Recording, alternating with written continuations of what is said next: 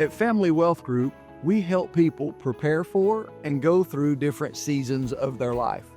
Donald Bentley is one of the founders at Family Wealth Group, along with Kevin Metzler, and he and I now get to partner and work with folks here in Kentucky and outside of Kentucky sometimes to help them understand the simple basics of retirement planning. Donald, talk a little bit about the importance of education in our system. Yeah, education coming from a parent who was an educator, middle school for 25 plus years, special ed middle school teacher.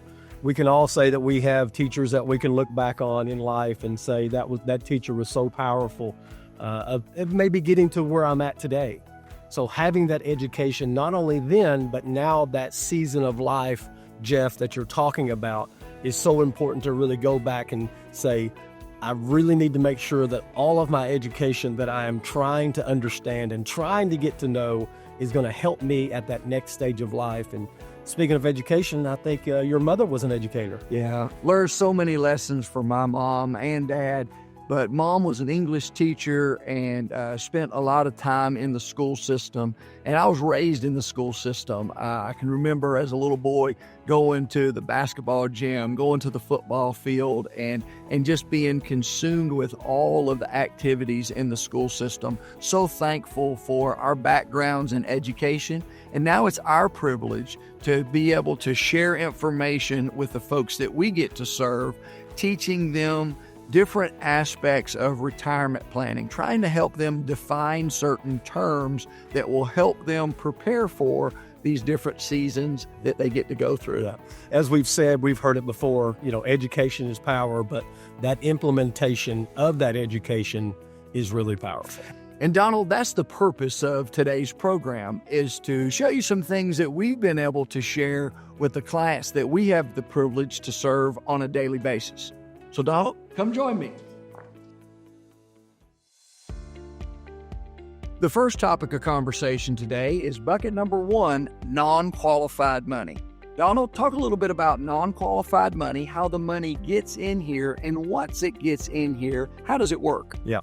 So Jeff, through our working years, as we're starting to go and earn and finally be able to save a little money, and now it's in our checking account or it's in our savings account, we have opportunities to do pretty much anything we want to with that money because we've already paid tax on that money once. We may take that money and we might pay off some debt. We might turn around and reinvest that money into different investment options, such as maybe we go buy some stocks, maybe we go buy some bonds or some mutual funds or CDs or money market type accounts. And some of those investments may generate additional interest or additional income that you may be responsible for of paying tax again. Once again, this money has been taxed once, which is why you have the opportunity to do anything that you want to with it. And maybe which investment that you pick may generate in the future additional taxable type income that's going to show up on your tax return again. So being able to sit down with a firm and figure out what is your best options for those types of money is what Family Wealth Group is really here for. Absolutely. Bucket number 1, non-qualified money. When you come into our conference room, we'll figure out the best fit for what you should do with your bucket number 1 money. We believe in educating you on preparing for your retirement and understanding how each of the 4 buckets apply to your plan. Start your journey at thefamilywealthgroup.com. Bucket number 2, 401ks and IRAs.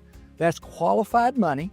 Donald, I'm going to fire a bunch of different questions at you, and you give me some answers, and let's talk through this. Number 1, what's the difference between a 401k and an IRA? So a 401k in its simplest terms is an employer type account. It's an account that your employer has an option for you as an employee to be able to contribute to, and the employer may match it as well. Gotcha. And what's the difference between the employer plan and the individual retirement account? So an IRA, Jeff, is held outside of the employer, and it kind of, what's it stand for? Well, it's an individual retirement account, not an employer account. So the 401k is with your employer. Mm-hmm. The IRA is outside. not with your employer. That's right, outside of employer. In both cases, Is the money that is in bucket 2 in the pre-tax status?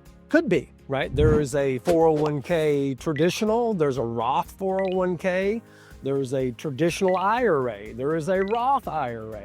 So could be pre-tax money, could be after-tax money. So when I'm working and I put money into this bucket, I get a tax break on this year's tax return. Correct. If you choose to do a pre-tax 401k, the money that goes into that 401k is coming out prior to taxes hitting that on your paycheck. So once I have my 401k at work and I look at all of the different investment options that are available, then I, or if a financial advisor help me, I'm trying to determine which investments is best suited for me and my age and my risk tolerance. Absolutely. And that money stays in there and hopefully grows through my working career. Absolutely. Well, let's say that I'm thinking about retiring. Okay. And maybe I'll work for an employer that has really good benefits and allows me to retire early with benefits, or maybe I just want a new job. Okay. And I leave and want to start taking money out of this. So let's talk about the distribution rules. Rule number 1, I've heard about 72T. What is 72T? 72T is an internal revenue code, Jeff, that allows you to access that money at any age. Okay. So don't have to be, a lot of people's heard, well, you have to be 59 and a half. And then some people have heard rule of 55. But 72T is a calculation, it's a formula. There's a couple different factors that go into that, but once you start 72T, you're kind of stuck with that number for a period of time. So I can be 50 years old and take money out of my individual retirement account and not pay a 10% penalty? That is correct. That's through 72T. The second rule I want to throw at you is rule of 55. I hear a lot about this, especially in Central Kentucky. Sure. Tell me about rule of 55. So rule of 55 states that if you are in the year of turning 55, so I'm an August baby, you're a September baby. So even if it was January of the year, Jeff, that you and I were going to turn 55, we can use this rule. And what that rule allows you to do is pull money, right, in the year of turning 55, 56, 57, 58, 59, I'm not 59 and a half yet. I can pull it from my previous employer. And I want to state that again, it's so important. It has to come from your previous employer's 401k, not an IRA. I hope you heard that. From the 401k, rule of 55 applies to the 401k, not the IRA. Well, when can I get into my IRA? Not 72T, not rule of 55. When am I allowed to pull money out of my individual retirement account? 59 and a half. So kind of think 59 and a half. You don't have to use 72T. You don't have to use the rule of 55. You can get to those funds at that point in time without the 10% penalty. So pull money out of here, whether it's 72T, rule of 55, 59 and a half, it's all taxable. It all shows up on your tax return. Right, because it all went in there before taxes and it grew for 25, 30, 40 years with no taxes. So it's never been through like your payroll check, right? You get it and you put it in your pocket. It's been through the tax return. This has never been through the tax return. What if I don't want to take any money out? Does the government ever force me to take money out of this bucket? You can tell them no for a while. And then at that point in time, there's another rule, as we talked about in plenty of our segments, there's rules on top of rules. So they're going to force you to. Current law says 73, right? The old one said 70 and a half. Then it changed to 72. Now it's 73.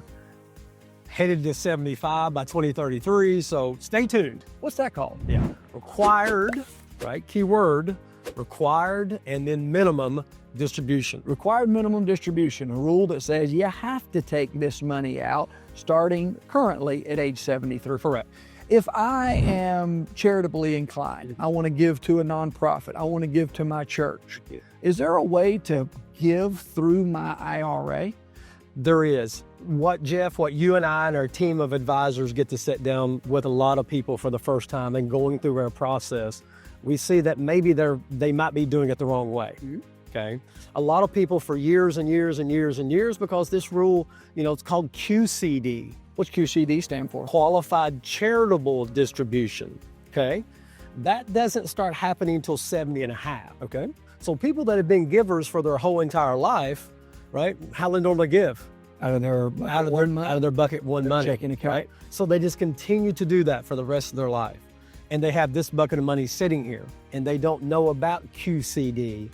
And what QCD allows you to do is do that same gifting, but it has to come directly from the IRA type accounts and go directly to the charity, not to you first. What happens if I have an IRA? IRA is only in my name, correct? Yes. And I pass away. Yeah. And Stacy, my wife, is the primary beneficiary. What are her options? As a spouse, you have what's called a spousal continuation. So the spouse can continue that account just like it's you, Jeff, right? She's going to have to take money out depending on how old she is, right? She can still do the same type of gifting just like you were gifting with QCDs, okay? It's the next phase where it becomes a challenge. And so the next phase would be at Stacy's passing, it goes on to the beneficiaries. And so they are not non-spousal beneficiaries. What are the rules for non-spousal beneficiaries? Yeah, there was a tax law change in 20, another one in 22, final IE regulations, take that for what it's worth, in 24. And when they receive those funds, they must empty that entire bucket, okay? Even this bucket, even the Roth, has to be at zero in 10 years. So non-spousal beneficiaries, 10 years after they inherit bucket number 2, IRAs and 401ks, have to be fully distributed out onto their tax return. So one of the things that we get to do every single day in the Family Wealth Group conference room is talk about the rules of bucket number 2, how they apply to the individuals and couples that we get to meet with, and put strategies in place that help them understand when should they take money out and what are the tax consequences going to be. We look forward to seeing you in our conference room to take you through the process of understanding more about bucket number 2, 401ks and IRAs. We hope you're enjoying this program. To learn more about Family Wealth Group or how the 4 buckets apply to you, call us at 859-309-0349 or visit us at thefamilywealthgroup.com. A simple 15-minute phone call might be the start for you to begin planning for your retirement. We have convenient locations in Lexington, Georgetown, Harrodsburg, and London, Kentucky.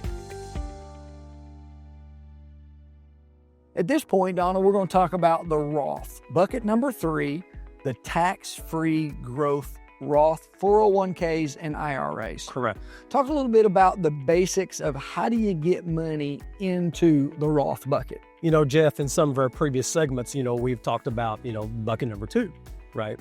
Pre-tax dollars. So a Roth IRA, Roth 401k, those are after tax. So I've paid tax on those dollars first, and now you have chosen to put it either in with your employer, Roth 401k, or a Roth IRA, which stands for individual outside of your employer type account. So what's the difference? This is an after-tax bucket.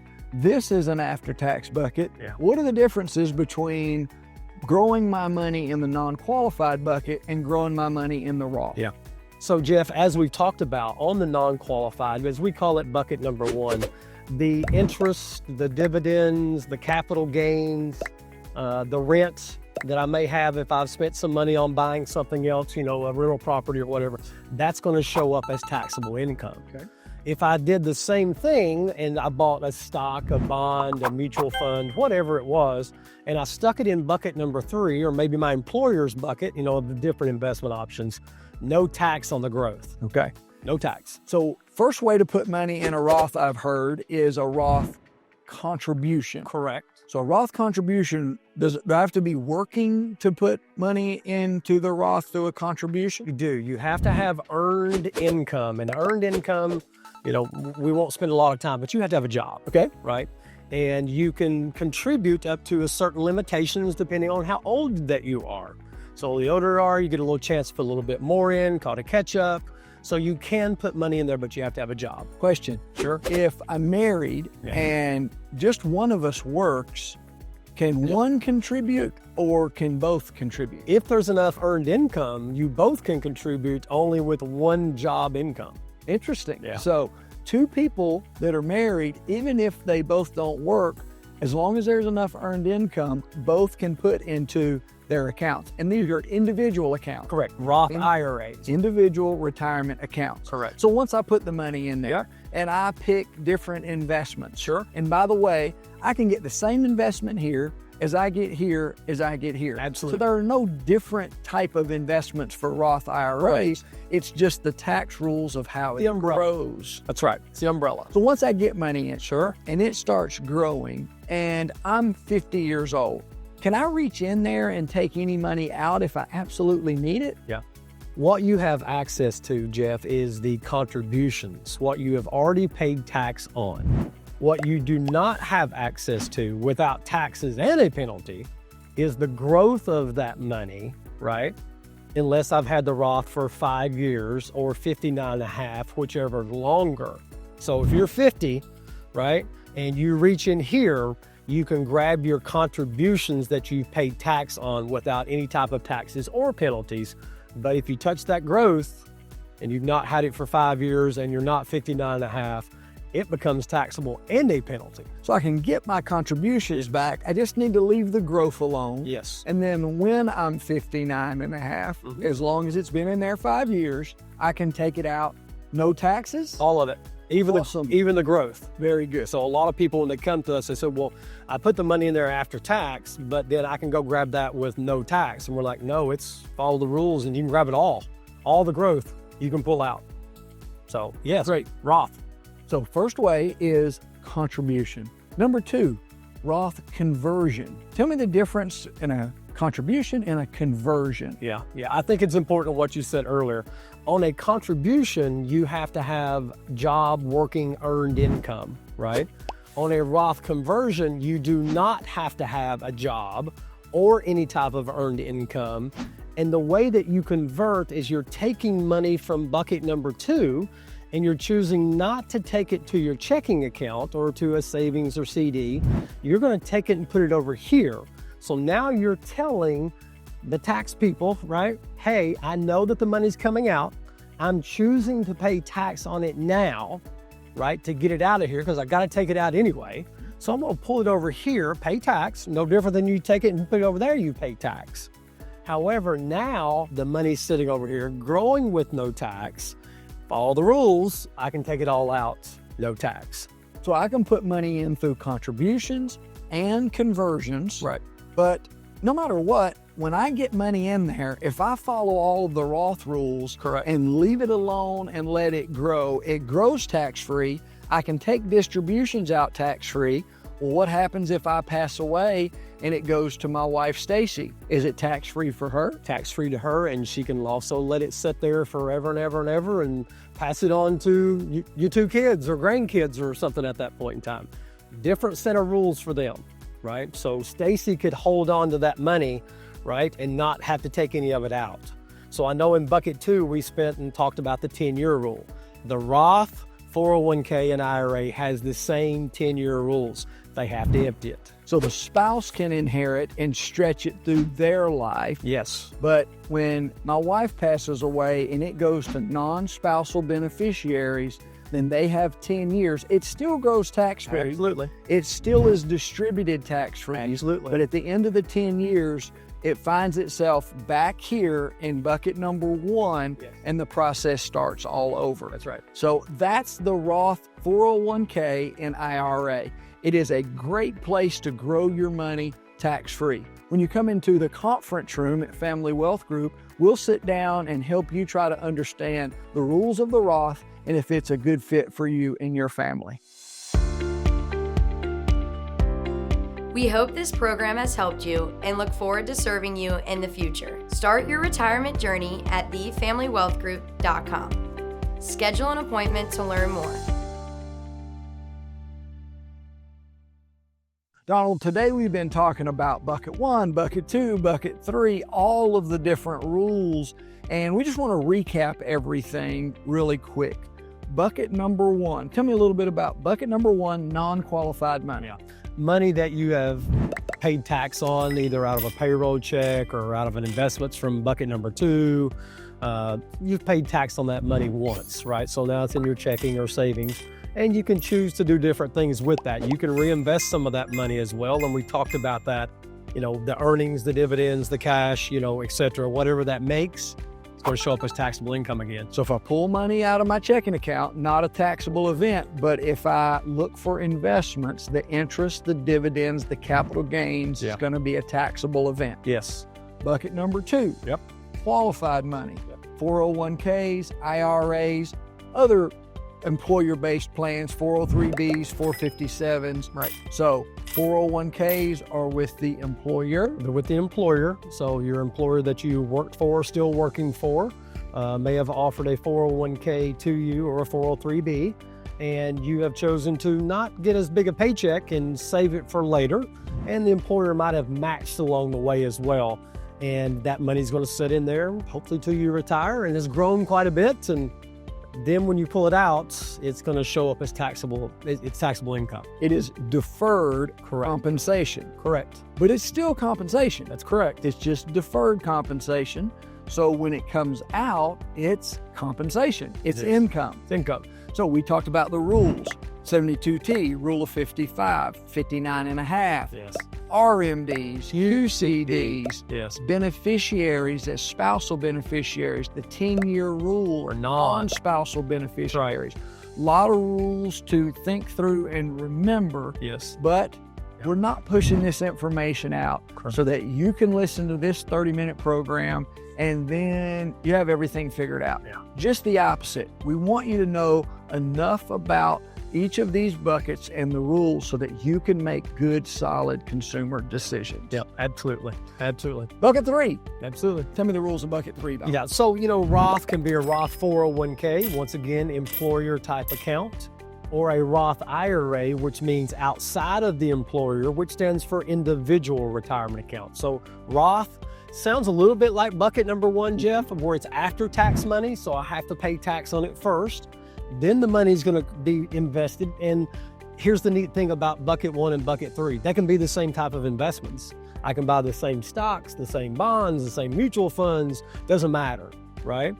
The difference over here rather than over there is that this grows with no taxes, and follow the rules, no taxes even on the growth of the account. And the distribution. And the distributions, no tax. So we have bucket number 1, bucket number 2, bucket number 3 now is the implementation. Yeah. And that's where it requires more time. It requires us to meet together, listen to you, and try to help you figure out what is the best way to go for you. We're going to give you some different thoughts, some different opinions. Sure. But just to recap on this bucket, we cannot keep money in here forever. That's right. It's going to go this way, Correct. or it's going to go that way, or it could go to a nonprofit organization. Correct. Or you could withhold taxes and it could go towards your tax bill. Absolutely. So talk a little bit about the strategies that over the last 25 years you've helped people with in looking at when should you take money out here. What are some of the things that are going through your mind as an advisor when you're listening and pushing information to them? Jeff, as we sit down and gather all of that information through our fact-finding process and obviously in sitting and listening to what is most important to the clients, it's this bucket right here, right, that where we have seen the vast majority of the money's at, right? Most of the money's sitting in here. And that makes sense. It makes sense, right? Put money No in, tax. save money on taxes, is Absolutely. gross tax deferred. Employer puts some money in there if they match. That makes sense. Yeah, why would you not put money in here, right? But now when it starts that distribution phase of taking it out, right, a lot of people would just say, well, I'm not going to touch that, right? I'm just going to let it sit there and let it sit there. And however, in some of our previous segments, right, that we talked about here today, you're forced to take money out of here. However, you can choose before you're forced to take it out and either take it to you directly through just a distribution, pay your tax, or you can take it over here through what's called a Roth conversion, even not having a job. When you think about 80-year-old, 90-year-old clients in this country, or even just the ones that we worked with. Yeah.